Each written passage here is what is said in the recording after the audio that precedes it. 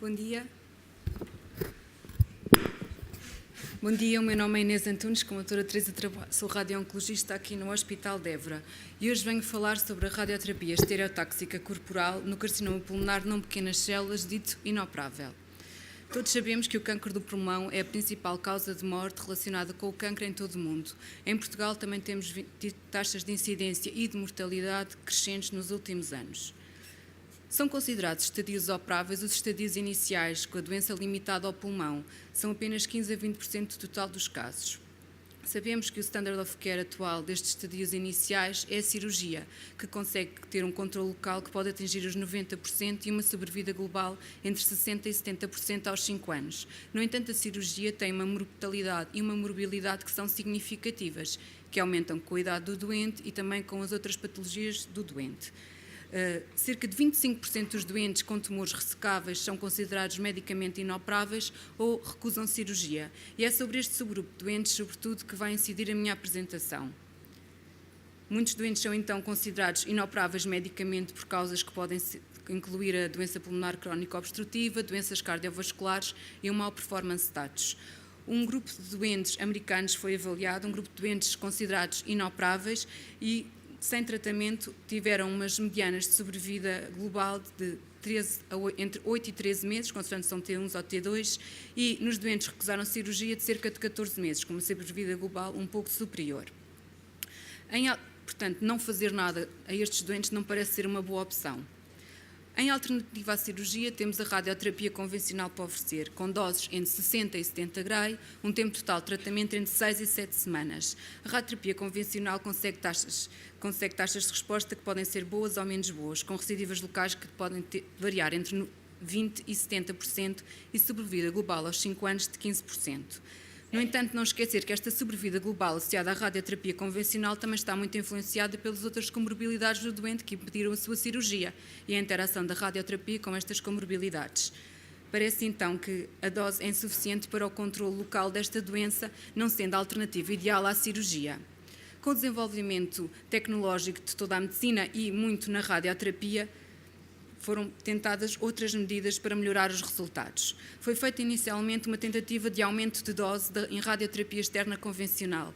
Marter e outros autores estimaram que até 84 Gs poderiam aumentar a dose e isso estar associado ao aumento do controle local.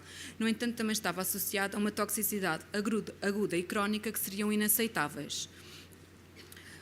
Com o desenvolvimento tecnológico, então, como eu disse há pouco, foi permitido o desenvolvimento de novas técnicas. Tendo por base os princípios da radiocirurgia e da radioterapia externa fracionada intracraniana, desenvolveu-se uma técnica de radioterapia estereotáxica fracionada extracraniana corporal, também denominada por alguns autores de radioterapia ablativa corporal. Consiste, então, num método de radioterapia que administra de forma precisa uma alta dose de radiação em 1 a 10 frações a um alvo extracraniano. Trata-se de um hipofracionamento da dose, são entre 1 a 10 frações, são altas doses por fração, integra o movimento do tumor no plano de tratamento, há uma definição muito precisa do volume-alvo e dos órgãos de risco, existe um elevado grau de reprodutibilidade com a integração da imagem guiada, a distribuição da dose é feita com elevada conformidade, existem elevados níveis de controle de qualidade em todo o processo de tratamento e exige a colaboração do doente. Com esta técnica, o aumento da dose também mantém o aumento do controle local, mas com toxicidades agudas e crónicas aceitáveis, tal está muito associado a uma diminuição do volume de tecido são irradiado. Só vou fazer algumas considerações breves sobre a radiobiologia deste tipo de fracionamento. Sabemos que quando é administrada uma única fração de radioterapia não existe repopulação, reoxigenação e redistribuição das células tumorais e sabemos que altas doses por fração estão associadas a alterações vasculares e imunológicas que fazem com que o controle local previsto por uma radioterapia convencional seja superior com o hipofracionamento com uma radioterapia estereotáxica. Existem diversos estudos publicados, quer retrospectivos, quer prospectivos, de radioterapia estereotáxica fracionada extracraniana. Aqui é uma tabela apenas com os principais estudos e com o maior número de doentes. O estudo de Baumann e o estudo de Onishi foram estudos muito importantes, até porque permitiram estabelecer como o tamanho tumoral um fator prognóstico no tratamento com radioterapia estereotáxica. Outro estudo muito importante é o da Onishi, porque também permitiu estabelecer como uma dose biológica equivalente mínima os 100 Gray. Sabemos que quando temos um BED superior a 100 Gray, o controle local é muito superior a doses inferiores. Em doentes idosos e em doentes com comorbilidades pulmonares graves que seriam considerados inoperáveis, mas que realizaram radioterapia estereotáxica, verificou-se haver um aumento da sobrevida global quando comparado com a radioterapia convencional ou a terapêutica de suporte. E esta é uma técnica segura em doentes com má função pulmonar e com outras comorbilidades pulmonares. Daí que deve ser uma modalidade terapêutica oferecida a todos. Não existem estudos que comparem diretamente a radiofrequência com a radioterapia estereotáxica. No entanto, um artigo de revisão do ano passado permitiu averiguar que o controle local, a sobrevida livre de doença e a sobrevida global são melhores com radioterapia estereotáxica e a mortalidade e morbilidades a 30 dias também são menores com esta técnica. Daí que a radioterapia estereotáxica deve ser a primeira proposta terapêutica não cirúrgica perante estes doentes. Em doentes que recusaram a cirurgia e realizaram radioterapia estereotáxica, estes doentes tiveram uma sobrevida global de 70% aos 5 anos e 85% aos 3 anos. São sobrevidas globais e livres de doença muito semelhantes e equivalentes aos doentes que fizeram lobectomia. Daí que esta técnica seja também uma opção terapêutica válida em alternativa à cirurgia. Aqui no estudo de Onishi, num follow-up já aos 5 anos, podemos ver que em doentes que recusaram a cirurgia tiveram controlos locais de quase 87% e sobrevidas globais aos 5 anos de 70%. Como é então feita a seleção destes doentes?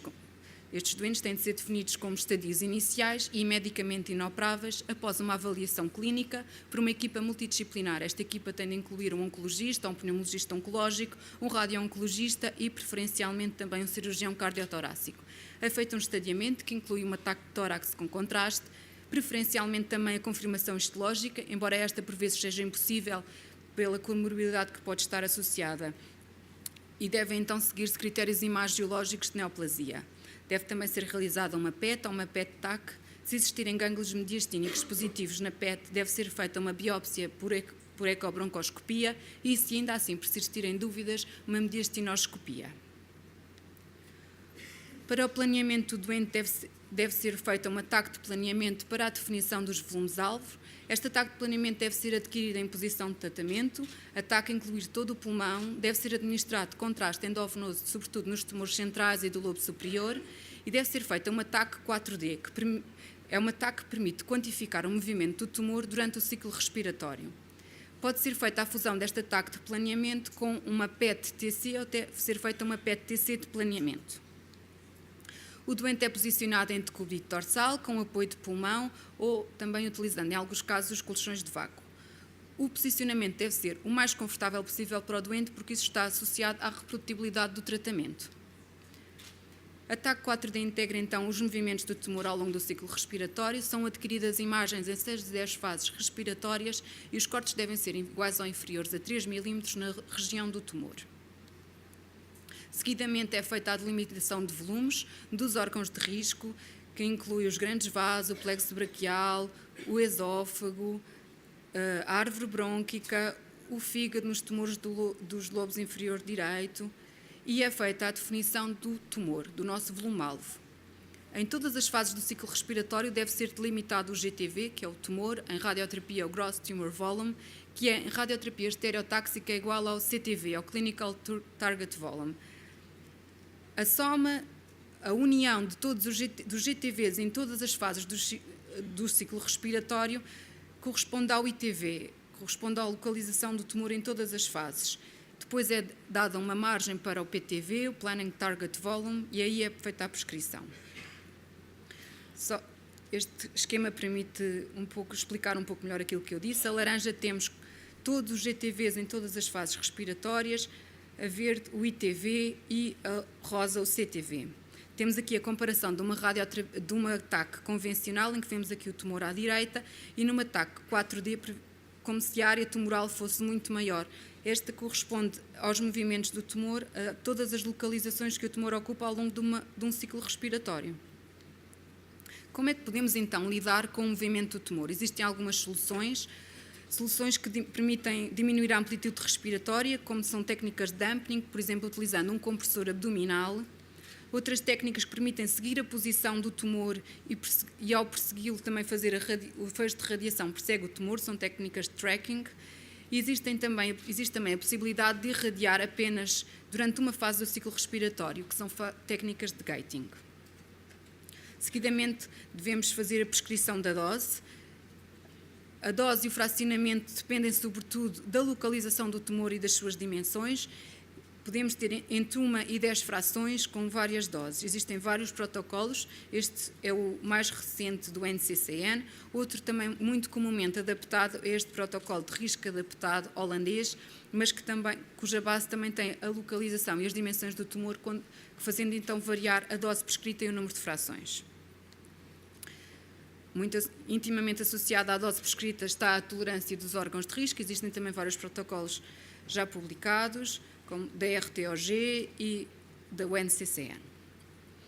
O planeamento dosimétrico deve ser feito com fotões de energia inferior a 10 MV, pode ser feito no radioterapia 3D conformacional ou IMRT, sendo que o VMAT e o RapidArc permitem diminuir os tempos de tratamento e aumentar os índices de conformidade e homogeneidade. Temos aqui o exemplo de um dos doentes tratados no nosso serviço, temos aqui o planeamento do doente. Queria só chamar a atenção para a abrupta diminuição da dose entre o volume-alvo e os tecidos periféricos. A dose decai de uma forma abrupta em 2 milímetros. As unidades de tratamento que podem fazer esta técnica são aceleradores lineares convencionais, a CyberKnife e a tomoterapia. Este tratamento demora entre 20 a 60 minutos, não há necessária sedação nem anestesia, é possível ser feito mesmo com provas de função respiratória muito más e o doente regressa imediatamente ao seu cotidiano. Vários estudos prospectivos já reportaram um controle local bastante alto, independentemente da tecnologia utilizada, e este aumento do controle local está intimamente ligado ao aumento da sobrevida global. Quem fala em radioterapia estereotáxica fala em IGRT. Este tratamento é feito sempre com imagem guiada. Há a utilização de tecnologia de imagem 2D e 3D para verificar a radiação ao longo do tratamento. O mais frequente é fazer-se um ataque no acelerador, aquilo que nós denominamos uma Cone-Beam CT. É feita uma imagem pré-tratamento, é feita a correção online quando existem desvios, o doente é tratado e existe uma repetição deste ataque para verificação.